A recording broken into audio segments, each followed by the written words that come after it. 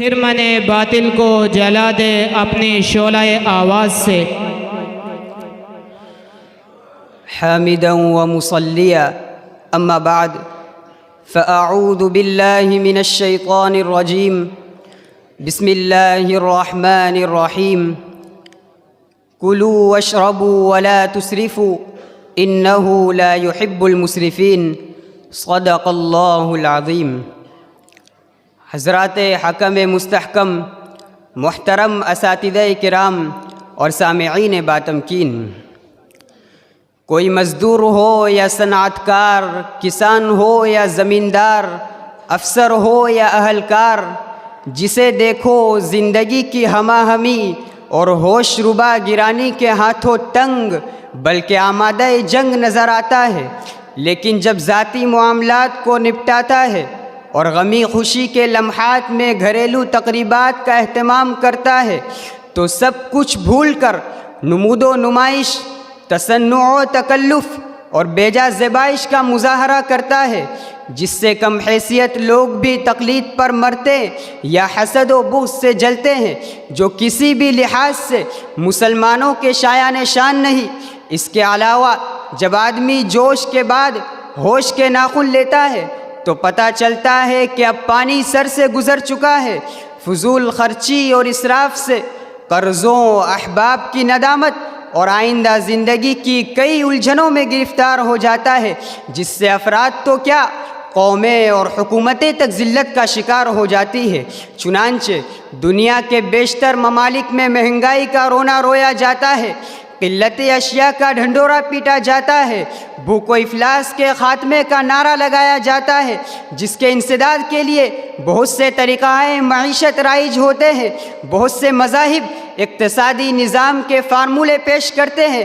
مگر جو طریقہ اقتصاد حلقہ اسلام کے جوار رحمت سے عالم کائنات کو ملا وہ دوسرے مذاہب میں مفقود نظر آتا ہے۔ ذرا دیکھیے کہ اسلام ان مسائل کا کیا حل پیش کرتا ہے۔ اسلام انسان کو خوددار اور کفایت شعار بناتا ہے، غفلت اور آوارہ گردی سے اس کی حفاظت کرتا ہے، بخل اور بزدلی سے اس کو روکتا ہے، اسراف و تبذیر سے اس کو منع کرتا ہے، اور کفایت شعاری کی اس چہار دیواری میں لا کھڑا کرتا ہے جہاں انسان دنیا کی سینکڑوں الجھنوں سے محفوظ رہ سکتا ہے۔ وہی کفایت شعاری جو افراط و تفریط کے چنگل سے نکال کر مستقبل میں آنے والی مشکلات کا سامنا کرنے کی ہمت اور دولت و ثروت فراہم کرتی ہے۔ وہی کفایت شعاری جو مادی اور اقتصادی مسائل سے محفوظ رکھنے کے ساتھ ساتھ ذہنی اور روحانی سکون و راحت بھی عطا کرتی ہے۔ وہی کفایت شعاری جس میں ایک ایسی پراسرار طاقت ہے جس سے کھانے کا ہر ایک لقمہ دگنا ہو جایا کرتا ہے۔ وہی کفایت شعاری جو بیجا خواہشات کو ترک کر کے ضروریات کی طرف توجہ دینے اور طرز زندگی میں صحابہ کرام والی سادگی کو شامل کرنے کی ترغیب دیتی ہے۔ برادران اسلام، اس نفس پرستی کے دور میں جہاں ایک طرف مہنگائی نے لوگوں کی کمر توڑ رکھی ہے تو دوسری طرف ایسے لوگ زیادہ پریشان ہیں جو اپنی زندگی میں میانہ روی سے محروم اور بے اعتدالی کا شکار ہے۔ عیاشی کا سامان زندگی کا لازمی حصہ بن چکا ہے، اسٹیٹس برقرار رکھنے کی ہوس زور پکڑنے لگی ہے۔ آدمی اپنی جیب یا وسائل کو نہیں دیکھتا بلکہ اپنی شان بڑھانے کے لیے مسلسل خرچ کیے جاتا ہے۔ جہاں 10 روپے سے کام چل سکتا ہو وہاں سینکڑوں روپے صرف کرتا ہے۔ بچے کی پیدائش ہو یا بیٹی کی منگنی، شادی بیاہ کا موقع ہو یا کوئی اور تہوار، وہ خدا اور اس کے رسول کے احکامات کو نہیں جانتا، فقط اور فقط اپنی ناک کو اونچا رکھنے کی کوشش کرتا ہے، خواہ اس ناک کی بلندی کے لیے اسے اپنے گھر کو رہن ہی کیوں نہ رکھنا پڑے۔ انہی نام نہاد مسلمانوں کے لیے علامہ اقبال رحمۃ اللہ علیہ فرماتے ہیں، وضع میں تم ہو نصارہ تو تمدن میں ہنود، وضع میں تم ہو نصارہ تو تمدن میں ہنود، یہ مسلمان ہیں جنہیں دیکھ کر شرمائے یہود۔ سامعین باتمکین، اسلامی تاریخ کے مطالعے سے پتہ چلتا ہے کہ سادگی انبیاء و اولیاء، مفکرین و علماء کا شیوا رہی ہے۔ وہ عمدہ درجے کے منکسر المزاج، قانع و صابر اور متوکل و شاکر رہے ہیں۔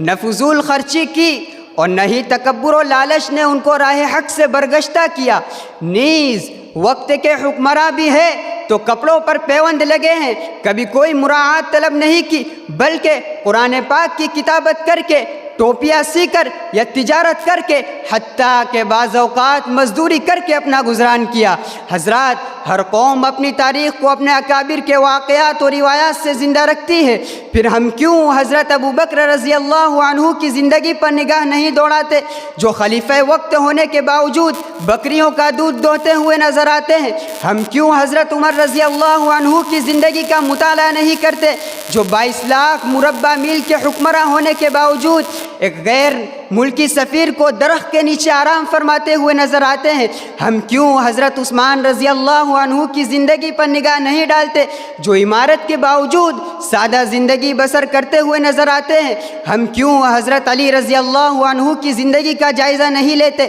جن کی پوری زندگی سادگی کا کامل نمونہ نظر آتی ہے؟ افسوس کہ انہی کی نام لیوا مسلم قوم محض دکھلاوے کے شوق یا دوسروں سے آگے بڑھنے کی خواہش میں اپنے بجٹ کا زیادہ تر حصہ کبھی فیشن کے نام پر، کبھی مہنگے ریسٹورنٹ میں کھانا کھا کر، کبھی نئے موبائل، نئی سواریاں، نئے فرنیچر کی وجہ سے، کبھی بلا ضرورت گھر کی تزئین و آرائش کر کے، تو کبھی تفریحات میں نت نئے ملبوسات کے نام پر خرچ کر ڈالتی ہے۔ ہماری انہی فضول خرچیوں بلکہ شاہ خرچیوں سے نہ صرف ہمارے بوڑھے والدین اور معصوم بچے بہتر خدمات اور سازگار حالات سے محروم ہیں، بلکہ ملک و ملت بھی خود کفالت کی دولت سے عاری اور بھاری قرضوں میں پھنسا زندگی اور موت کی کشمکش میں مبتلا ہے۔ یہ بے پناہ رقم جو ہماری ٹپ ٹاپ ملکی اور غیر ملکی دوروں، وفود کے تبادلوں، افسروں اور وزیروں کے استقبال پر خرچ ہوتی ہے، کاش یہ سماجی خدمت کے کاموں،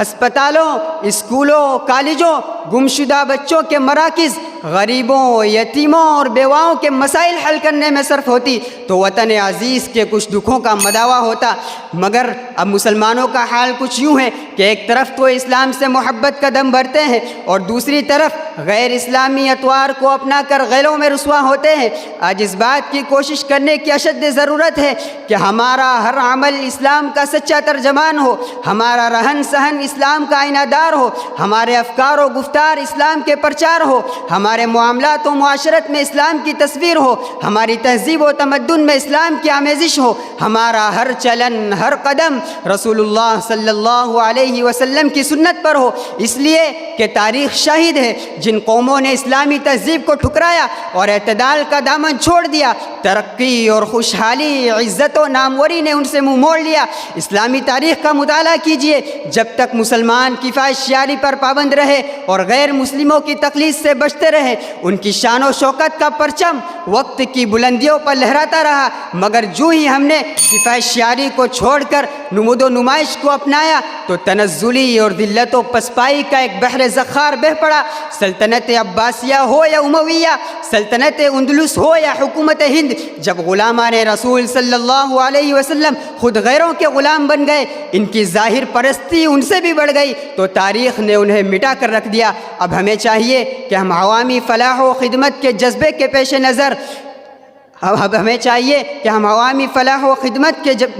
پیش نظر اپنی صبر و قناعت اور اعتدال و میانہ و روی کو اپنائیں اور قرآنی اصول کے مطابق کفایت شیاری کو اپنائیں۔ آمین۔ وآخر دعوانا ان الحمد للہ رب العالمین۔